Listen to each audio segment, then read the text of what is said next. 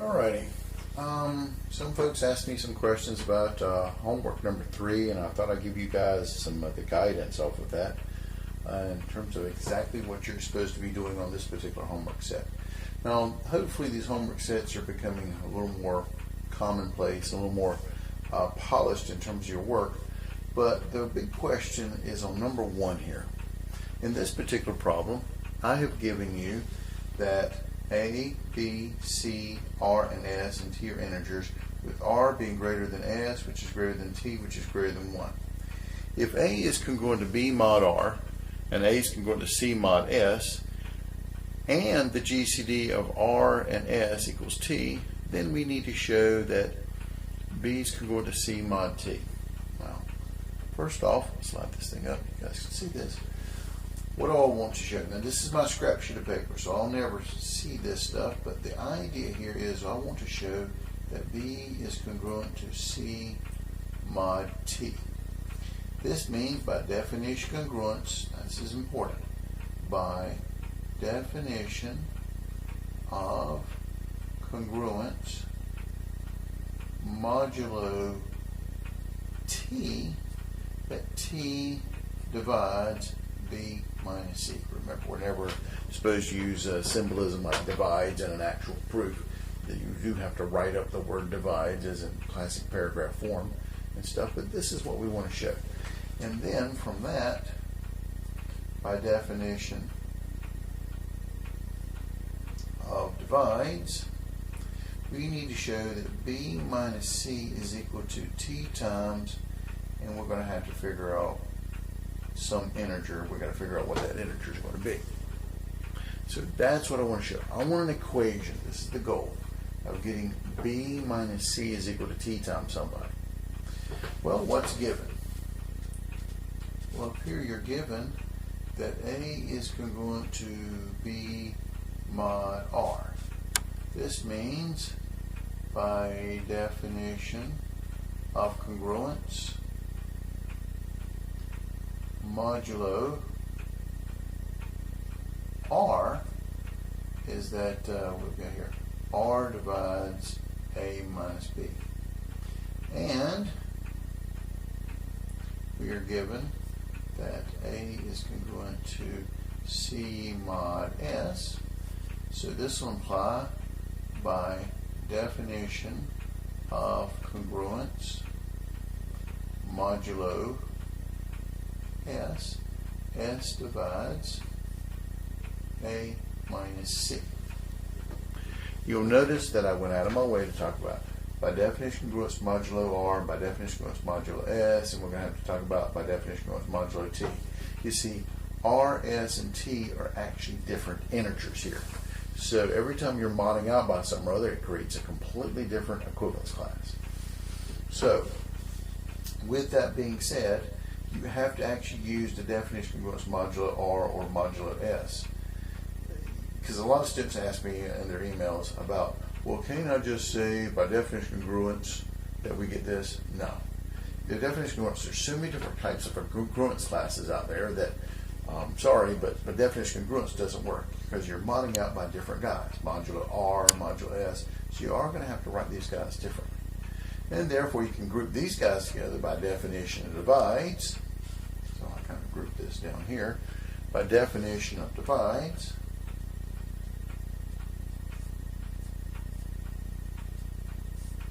there exists, declare them before you use them, integers, my favorite two guys, X and Y, such that we got A minus B equals RX and A minus C equals SY.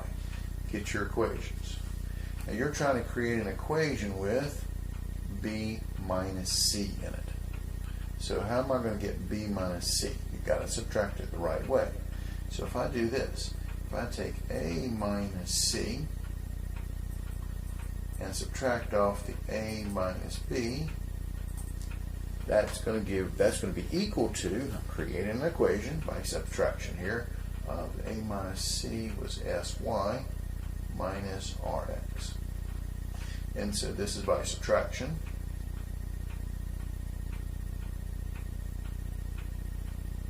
And then this is going to be A minus C minus A plus B equals SY minus RS. That's by distribution. And then A minus A cancels, and so you end up getting minus C plus B, which is the same thing as B minus C, is equal to SY minus RX. By canceling, that's actually a legitimate word, and commutative. I moved them around because I want you to get into the big words here. So I got my equation. Problem is, I need to factor out the t out of this guy. Don't forget, one other given that you're given in this problem, and that's way up here, you are also given that the GCD of RS, so you're given that the GCD of R and S is equal to T. Now remember, with GCDs, I got two options. I got that theorem 1.2 option, which means I can come up with big equations, you know, RU plus SV is equal to T. Or I got what I call the definition of GCD option, which means that T divides R and T divides S. And that's going to give me little equations. R is equal to T times, pick another integer, I'll call it P, and S is equal to T times Q. Well, we already got our big equation, so I don't need another big equation, so I wouldn't go that route. I would go this route so I can get those T's in there so I can get actually what I'm after. So now, here's the strategy, and that's what the classic scrap sheet of paper is all about. With you working this particular problem, this is your, like I said, your scrap sheet of paper that you're working on. Now you've got to go back and take it out and write it appropriately. You start out with your givens, and then continue on and work your way to an equation. So by definition of divides, there exist integers x and y, so you get equations. Then you pick up your next given the GCD aspect down here of R and S equals T. Then by definition of GCD, T divides R, T divides S. By definition of divides, again, there exist integers P and Q such that you get your equation here. And then you start manipulating your equations and you substitute it, and then you factor out the T, so you get B minus C is equal to T times a group of letters, and then since all the little letters are integers, the sums and differences are integers, and then by definition of divides, you got to work your way back. By definition of divides, you're going to show me that T divides B minus C, and then by definition congruence modulo T, B is congruent to C mod T. So this is a little more elaborate, but it's a little bit longer actually. It's not more elaborate, it's more long. It's a little longer because of you have to, every time you do a different modulo, you have to write it as a different definition. There's no kind of shortcut grouping this stuff together. Now, this next one, this was the one I wanted to give you guys that I consider to be free points because I gave you the answer for it. What I'm trying to show you in this problem is this. Let B, C, D, and E be integers. If the GCD of C and B is equal to 1, and the GCD of D and B equals E, then you have to show me the GCD of C and D, C times D and B is equal to E. To actually prove a GCD, it is a royal pain in the butt because you're going to have to use corollary 1.3. That's the key to this one. Corollary 1.3, and there's so many different aspects of corollary 1.3. 1.3 says that if E is the GCD of CD and B, E divides CD and E divides B. And it also says this: if there's another guy, call him W, I guess, that divides CD and divides B, then that W will have to divide E, and you've got to show that. So what I wanted to do, because it is much more complicated to show somebody is a GCD that not relatively prime. Relative prime is straightforward. We had that in our last homework set. But to actually prove a GCD, you've got over here. So let me see if I can flip this thing around. And then I also, in that little homework set, gave you this guy here. And I gave you the hint. I actually boarded it out for you. But what I did in my wording was I changed all the letters. So you got to figure out which letter goes with which one, and then I want you to basically rewrite this thing and copy it down, and then you'll end up getting, by that corollary 1.3, that the in our case the E is equal to the GCD of CD and B.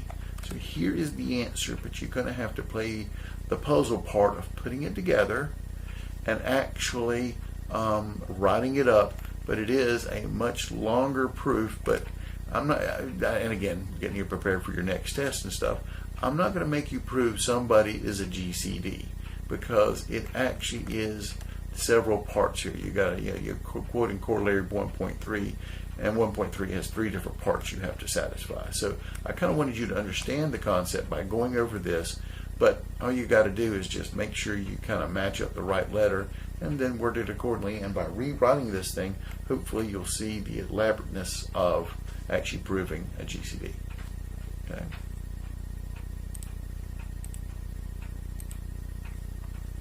So, and now the next one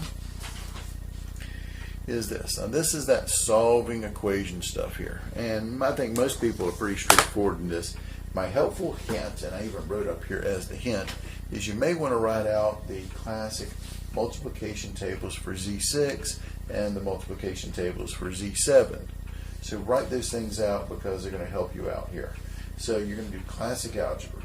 Here I got 2x plus 1 equals 5. You're going to subtract 1 from both sides, and then you get, for example, this 2x equals, that would be 4, and then I would go to my Z6 multiplication tables, figure out who I multiply by 2 to be able to get that 4. And remember, with this stuff, you can have actually multiple answers, you can have just one answer, or you may not have any answers at all. Then the answer would be does not exist. Now, so there's 3 of these guys, and then there I put it on another one under Z7 where 7 was prime. And then I want you to solve these guys. The one that I've had lots of emails about is obviously F. The idea of, I put the little inverse on there as we've talked about units and the like within this particular section. This is the equivalence class 3 inverse in Z7. What this 3 inverse really is, he is the guy that when I take 3 and multiply by him, I should be able to get 1. He's the unit. He's the multiplicative inverse of 3 is what we're looking for. The multiplicative inverse of 3. What do I need to multiply times 3 equals 1, and this is what the 3 inverse is. So what you should do is go to your multiplication tables for Z7, look at 3, and figure which equivalence class is when I multiply by it's going to give me 1. And then you replace that with that equivalence class, and then you got that something times x plus 4 equals 2. Subtract 4, you get the -2, but you can't have a -2. So -2 in Z7, just add 7 to it, it's equivalent to 5. So you get something times x equals 5, and then you go back to your Z7 tables and solve for which x is going to be. So again, that was the only one that people had questions on. Other than that, most people love the algebra aspect of Z mod n multiplication tables and the like. So again, this was a short, helpful video, especially on number 1 and a little bit of number 2 of what to do. And I hope it was helpful, and I'll see you on the next video.